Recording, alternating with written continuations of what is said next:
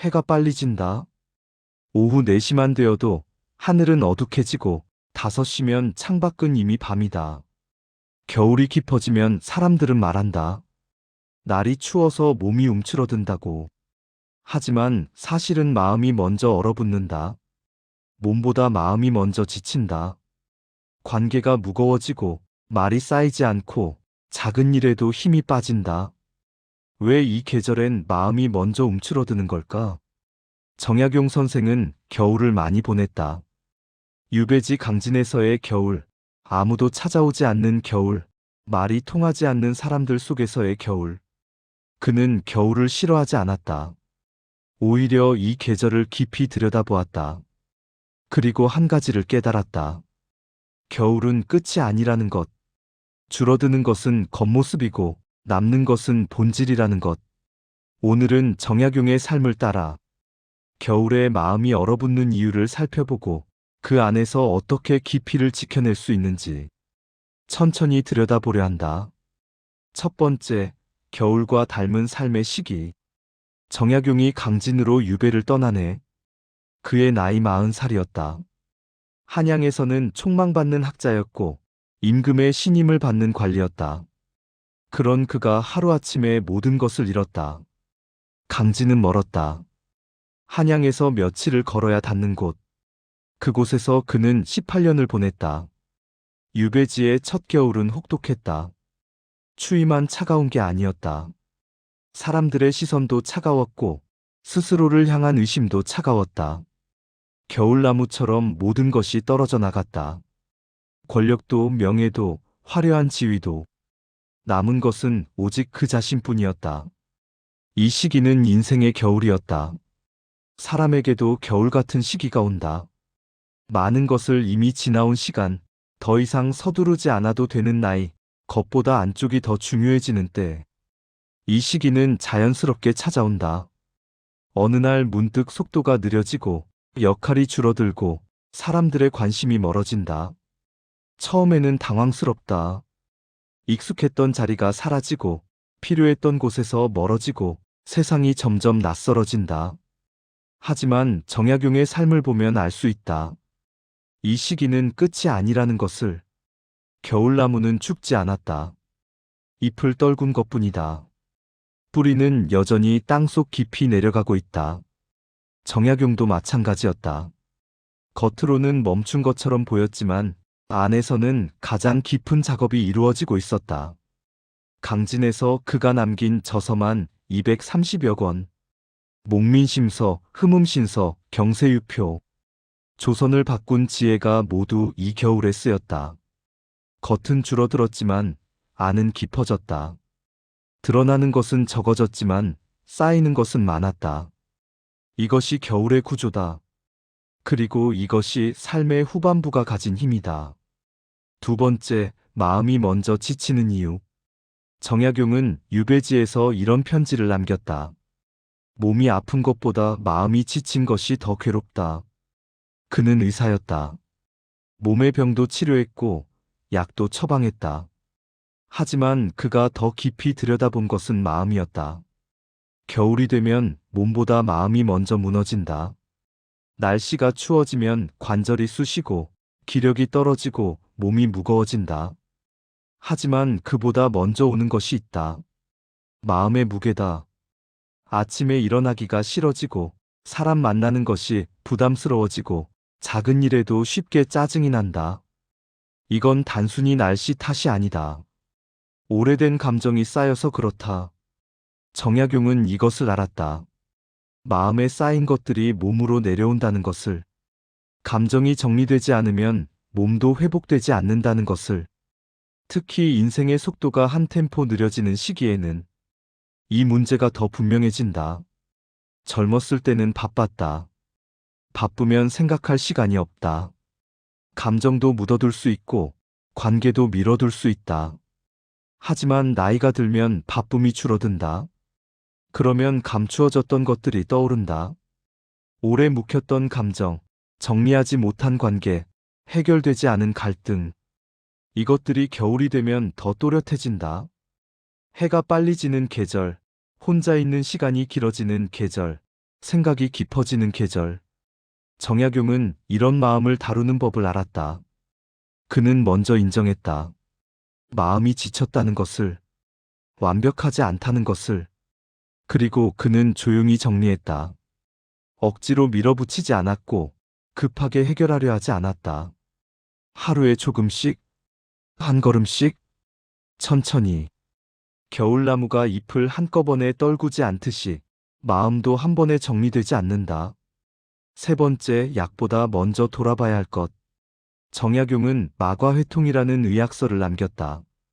질병을 다루는 책이었지만 그 안에는 마음에 대한 이야기가 더 많았다. 그는 이렇게 썼다. 병은 몸에서 시작되지만 뿌리는 마음에 있다. 현대의학도 이것을 증명한다. 오래된 스트레스는 몸에 흔적을 남긴다. 면역력이 떨어지고 염증이 생기고 회복 속도가 느려진다. 특히 겨울에는 이 현상이 더 두드러진다. 해가 짧으니 세로토닌이 줄어들고 추우니 활동량이 줄어들고 실내에 있는 시간이 길어지니 생각이 많아진다. 이런 상태에서 오래된 감정까지 쌓여 있으면 마음은 더 빨리 무너진다.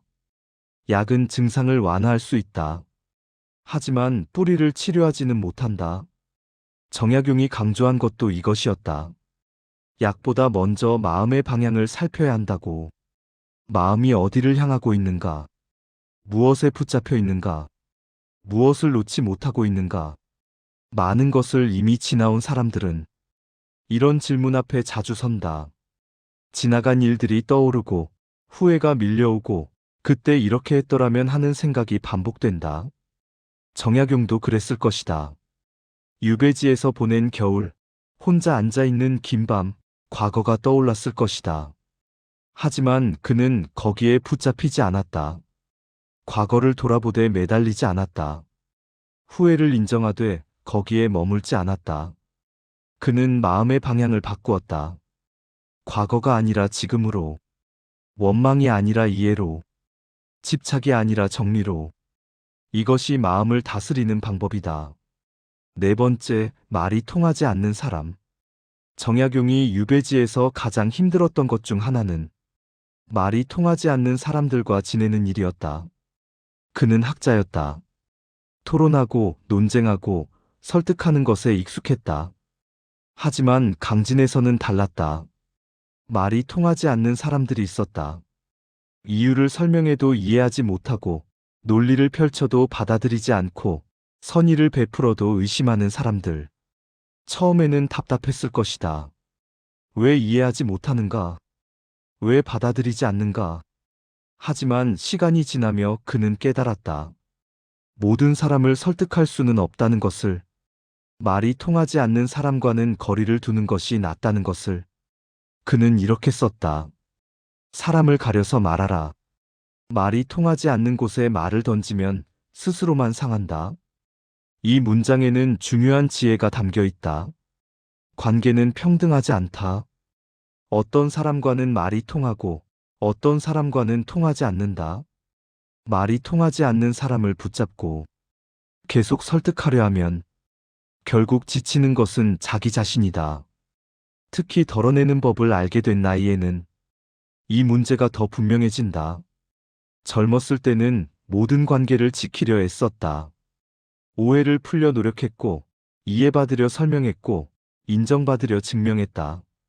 하지만 시간이 지나면 알게 된다. 모든 관계를 지킬 필요는 없다는 것을, 어떤 사람과는 거리를 두는 것이 서로에게 낫다는 것을. 정약용은 이것을 실천했다. 말이 통하지 않는 사람에게는 말을 아꼈다. 설득하려 애쓰지 않았고 인정받으려 하지 않았다. 대신 말이 통하는 사람들과 깊이 교류했다. 제자들과 편지를 주고받고 친구들과 학문을 나누고 이웃들과 조용히 도움을 주고받았다. 이것이 겨울의 지혜다. 겨울나무는 모든 잎을 붙잡지 않는다. 떨어질 잎은 떨어뜨리고 나물가지만 남긴다. 관계도 그렇다. 붙잡아야 할 관계와 놓아야 할 관계가 있다. 구분하지 못하면 에너지만 소진된다. 다섯 번째, 설득하지 않는 용기.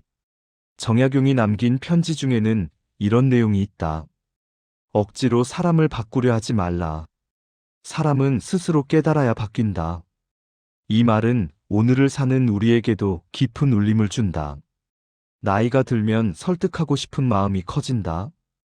경험도 많고 아는 것도 많고 실수도 많이 봤으니 다른 사람들이 같은 실수를 하지 않기를 바란다.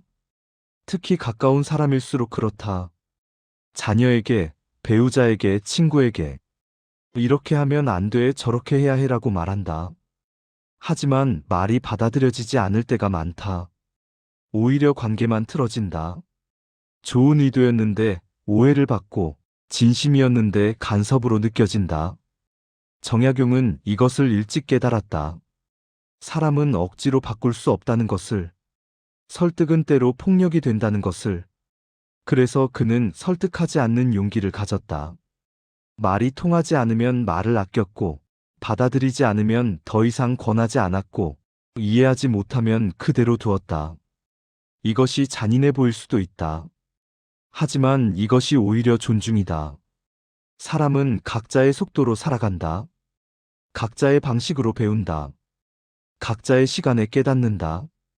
그 과정을 존중하는 것, 기다려주는 것, 강요하지 않는 것. 이것이 진짜 사랑이고 진짜 지혜다. 젊은 날보다 질문이 깊어진 때가 되면 이 태도가 더욱 중요해진다. 더 이상 모든 사람을 바꾸려 애쓰지 않아도 된다. 설득하지 못해도 괜찮다. 이해받지 못해도 상관없다. 자기 자리에서 자기 방식으로 살면 된다. 말이 통하는 사람과 깊이 나누면 된다. 6번째, 관계를 정리하는 겨울. 정약용의 유배 생활을 보면 그의 관계도 자연스럽게 정리되었다. 한양에 있을 때 그는 많은 사람들 속에 있었다. 벼슬을 함께하던 이들, 위로는 관직의 선배들, 아래로는 배움을 나누던 젊은이들, 오래 알고 지낸 벗들도 곁에 있었다. 하지만 유배지에서는 대부분 멀어졌다. 찾아오지 않는 사람들도 있었고, 편지를 끄는 사람들도 있었고, 모른 척하는 사람들도 있었다. 처음에는 서운했을 것이다. 그렇게 가깝던 사람들이 이렇게 쉽게 떠나가다니. 하지만 시간이 지나며 그는 알게 되었다. 떠나간 관계는 원래 그 정도였다는 것을, 남은 관계만이 진짜였다는 것을. 이것이 겨울의 가르침이다. 겨울은 정리의 계절이다. 필요 없는 것을 떨어뜨리고 본질만 남긴다. 나무는 죽은 가지를 떨구고 사는 가지만 남긴다. 그래야 봄에 새잎이 돋는다. 사람의 관계도 그렇다. 모든 관계를 붙잡고 있으면 정작 중요한 관계에 집중할 수 없다. 인생의 속도가 한 템포 느려지는 시기는 자연스럽게 관계가 정리되는 때다. 직장을 떠나면 직장 동료와 멀어지고, 역할이 바뀌면 연결고리도 사라지고, 바쁨이 줄면 약한 관계는 자연스럽게 끊어진다. 이것을 슬퍼할 필요는 없다. 오히려 건강한 과정이다. 떠나간 관계는 그 정도였던 것이고, 남은 관계는 진짜인 것이다. 정약용도 그렇게 살았다. 많은 사람이 떠났지만 몇몇 제자와 친구는 끝까지 남았다. 그들과 주고받은 편지가 오늘까지 전해진다. 겨울은 적은 것처럼 보이지만 실은 진짜만 남기는 계절이다. 7번째, 평온은 지켜내는 것이다. 정약용은 유배 생활 내내 평온을 잃지 않으려 애썼다. 그에게도 분노가 있었다. 억울함도 원망도 슬픔도 있었다. 하지만 그는 그것에 휩쓸리지 않으려 노력했다. 그는 이렇게 썼다. 평온은 얻는 것이 아니라 지키는 것이다. 이 문장은 중요한 진실을 담고 있다. 많은 사람들이 평온을 찾으려 한다. 여행을 가고 명상을 하고 책을 읽는다. 평온을 얻기 위해 무언가를 한다. 하지만 정약용의 관점은 달랐다. 평온은 얻는 것이 아니라 지키는 것이라고. 평온은 원래 우리 안에 있다. 다만 흔들릴 뿐이다. 외부의 자극에, 감정의 동요에, 관계의 갈등에. 그래서 필요한 것은 새로 얻는 것이 아니라 이미 있는 것을 지켜내는 것이다. 정약용은 이것을 실천했다. 매일 같은 시간에 일어나고, 같은 시간에 글을 쓰고, 같은 시간에 산책했다. 규칙적인 생활이 평온을 지켰다. 작은 루틴이 마음을 안정시켰다. 그는 또한 감정에 휩쓸리지 않으려 노력했다. 화가 나도 바로 표출하지 않았고, 슬퍼도 깊이 빠지지 않았고, 기쁨도 과하게 드러내지 않았다. 감정을 억누른 것이 아니다. 다만 균형을 잃지 않으려 한 것이다. 이것이 나이가 들수록 더 중요해진다. 젊었을 때는 감정을 크게 표출해도 괜찮다. 회복도 빠르고 에너지도 많다. 하지만 덜어내는 법을 알게 된 나이에는 감정의 동요가 더 깊이 영향을 미친다. 한 번 무너지면 회복이 느리고 한 번 흔들리면 오래 간다. 그래서 평온을 지키는 것이 더 중요하다. 작은 루틴을 지키고 감정의 균형을 유지하고 마음의 중심을 잃지 않는 것. 이것이 겨울을 견디는 힘이다. 8번째, 깊어진다는 것. 정약용의 삶을 돌아보면 한 가지 공통된 태도가 보인다. 그는 넓어지려 하지 않았다. 대신 깊어지려 했다. 유배지에서 그는 많은 일을 하지 않았다. 매일 비슷한 일을 반복했다. 글을 쓰고, 제자를 가르치고, 이웃을 돌보고. 하지만 그 반복 속에서 깊이가 생겼다. 같은 주제를 수십 번 고민하고, 같은 문장을 수백 번 다듬고, 같은 질문을 계속해서 던졌다. 그렇게 깊어졌다. 이것이 겨울의 방식이다. 겨울은 넓게 펼쳐지지 않는다. 오히려 안으로 들어간다. 나무는 가지를 늘리지 않고 뿌리를 내린다. 사람도 마찬가지다. 젊었을 때는 넓어지려 했다. 많은 경험, 많은 관계, 많은 성취. 넓은 것이 풍요롭다고 믿었다. 하지만 겉보다 안쪽이 더 중요해지는 시기가 되면 넓이보다 깊이가 더 중요해진다. 많은 것을 하는 것보다 한 가지를 깊이 하는 것. 많은 사람을 만나는 것보다 몇몇 사람과 깊이 나누는 것. 이것이 깊어진다는 것이다. 정약용은 유배지에서 이것을 배웠다. 넓게 펼칠 수 없으니 깊이 들어갔다. 많이 할 수 없으니 하나를 오래 했다. 그 결과 그의 학문은 조선 최고가 되었다. 그의 글은 200년이 지난 지금도 읽힌다. 깊이는 넓이를 이긴다. 시간이 지나면 넓은 것은 흩어지지만 깊은 것은 남는다. 9번째, 온기를 지키는 일. 정약용은 유배지에서도 따뜻함을 잃지 않았다. 세상이 차갑게 대했지만 그는 차가워지지 않았다. 오히려 더 부드럽게 사람들을 대했다. 제자들에게 따뜻한 편지를 쓰고 이웃들에게 작은 도움을 주고 지나가는 사람에게도 친절했다. 이것이 겨울을 사는 방식이다. 추울수록 온기를 지켜야 한다. 밖이 차가울수록 안을 따뜻하게 해야 한다. 많은 것을 이미 지나온 사람들이 겪는 어려움 중 하나가 외로움이다. 사람들이 멀어지고 관심이 줄어들고 세상이 점점 낯설어진다. 이럴 때 마음도 함께 얼어붙기 쉽다. 원망, 실망, 자책. 하지만 정약용은 다르게 살았다. 외로움 속에서도 온기를 지켰다. 작은 친절, 조용한 배려, 따뜻한 한마디. 불씨는 크지 않아도 된다. 다만 꺼지지만 않으면 된다. 하루에 한 번 누군가에게 말을 거는 것, 작은 도움을 주는 것, 스스로에게 부드러운 말을 하는 것. 이런 작은 온기들이 모여 겨울을 견디는 힘이 된다.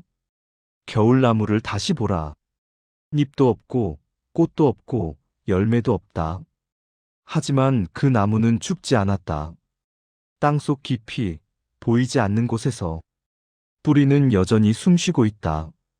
수액은 천천히 흐르고 세포는 조용히 준비하고 봄을 향한 리듬은 이미 시작됐다.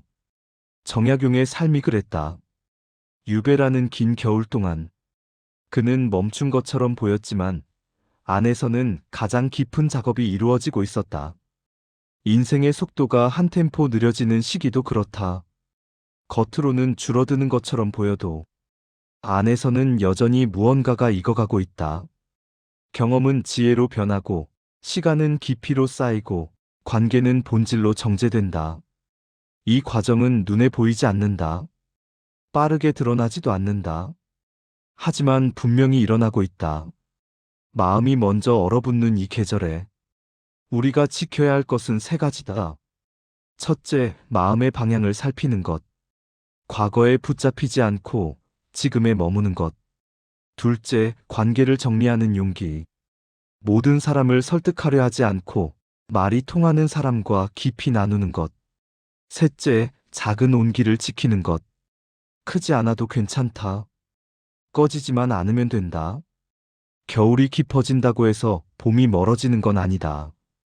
오히려 겨울이 깊을수록 봄은 더 가까이 와 있다. 땅 밑에서는 이미 씨앗이 준비하고 있다. 얼어붙은 표면 아래에서는 이미 생명이 움직이고 있다. 지금은 보이지 않을 뿐이다. 정약용이 18년의 유배를 견뎌낸 것처럼 우리도 이 계절을 견딜 수 있다. 새로운 봄을 기다리는 것이 아니라 이미 안쪽에 남아있는 힘을 믿는 것. 크지 않아도 괜찮다. 빠르지 않아도 괜찮다. 드러나지 않아도 괜찮다. 방향만 잃지 않으면 된다.